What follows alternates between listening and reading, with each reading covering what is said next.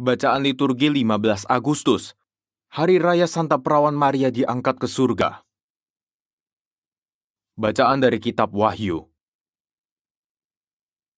Aku, Yohanes, melihat bait suci Allah yang di surga, dan kelihatanlah tabut perjanjiannya di dalam bait suci itu. Lalu tampaklah suatu tanda besar di langit, seorang perempuan berselubungkan matahari dengan bulan di bawah kakinya, dan sebuah mahkota dari 12 bintang di atas kepalanya. Ia sedang mengandung. Dalam keluhan dan penderitaannya hendak melahirkan, ia berteriak kesakitan. Maka tampaklah suatu tanda yang lain di langit. Seekor naga merah padam yang besar, berkepala 7 dan bertanduk 10, dan di atas kepalanya ada 7 mahkota. Ekornya menyapu sepertiga dari bintang-bintang di langit dan melemparkannya ke atas bumi. Naga itu berdiri di hadapan perempuan yang hendak melahirkan itu untuk menelan anaknya, segera sesudah perempuan itu melahirkannya. Dan perempuan itu melahirkan seorang anak laki-laki yang akan menggembalakan semua bangsa dengan gada besi. Tetapi tiba-tiba anak itu direnggut dan dibawa lari kepada Allah dan ke hadapan tahtanya. Lalu perempuan itu lari ke padang gurun di mana Allah telah menyediakan suatu tempat baginya. Kemudian aku mendengar suara yang nyaring di surga. Sekarang telah tiba keselamatan, kuasa dan pemerintahan Allah kita. Sekarang telah tiba kekuasaan Dia yang diurapi Allah, sebab para pendakwa yang siang malam mendakwa saudara-saudara kita di hadapan Allah telah dilemparkan ke bawah. Demikianlah sabda Tuhan, syukur kepada Allah. Di sebelah kananmu berdiri permaisuri berpakaian emas dari Ofir. Di sebelah kananmu berdiri permaisuri berpakaian emas dari Ofir.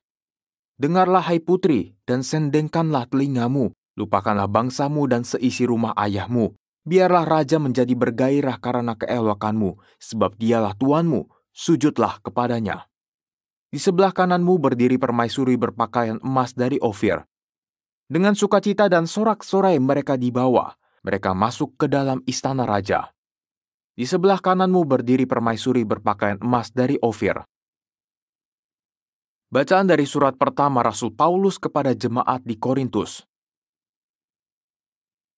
Saudara-saudara, Kristus telah dibangkitkan dari antara orang mati sebagai yang sulung dari orang-orang yang telah meninggal.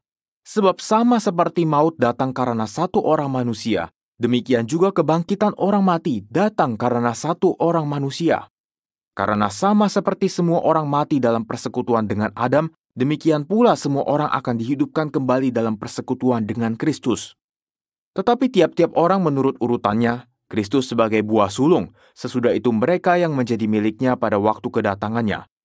Kemudian tibalah kesudahannya, yaitu bila mana Kristus menyerahkan kerajaan kepada Allah Bapa, sesudah ia membinasakan segala pemerintahan, kekuasaan, dan kekuatan. Karena Kristus harus memegang pemerintahan sebagai raja sampai Allah meletakkan semua musuhnya di bawah kakinya. Musuh yang terakhir yang ia binasakan ialah maut. Demikianlah sabda Tuhan, syukur kepada Allah. Haleluya, haleluya. Maria diangkat ke surga, para malaikat bersukacita. Haleluya. Inilah Injil suci menurut Lukas, dimuliakanlah Tuhan. Beberapa waktu sesudah kedatangan malaikat Gabriel, bergegaslah Maria ke pegunungan menuju sebuah kota di Yehuda. Ia masuk ke rumah Zakaria dan memberi salam kepada Elisabet. Ketika Elisabet mendengar salam Maria, melonjaklah anak yang di dalam rahimnya, dan Elisabet pun penuh dengan Roh Kudus, lalu berseru dengan suara nyaring. Diberkatilah engkau di antara semua wanita, dan diberkatilah buah rahimmu. Siapakah aku ini sampai ibu Tuhanku datang mengunjungi aku? Sebab sesungguhnya ketika salammu sampai kepada telingaku, anak yang di dalam rahimku melonjak kegirangan. Sungguh berbahagialah dia yang telah percaya, sebab firman Tuhan yang dikatakan kepadanya akan terlaksana. Lalu kata Maria, jiwaku memuliakan Tuhan dan hatiku bergembira karena Allah juru selamatku, sebab ia telah memperhatikan kerendahan hamba-Nya.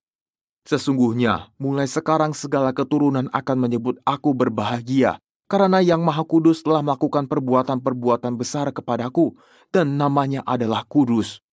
Rahmat-Nya turun-temurun atas orang yang takut akan Dia.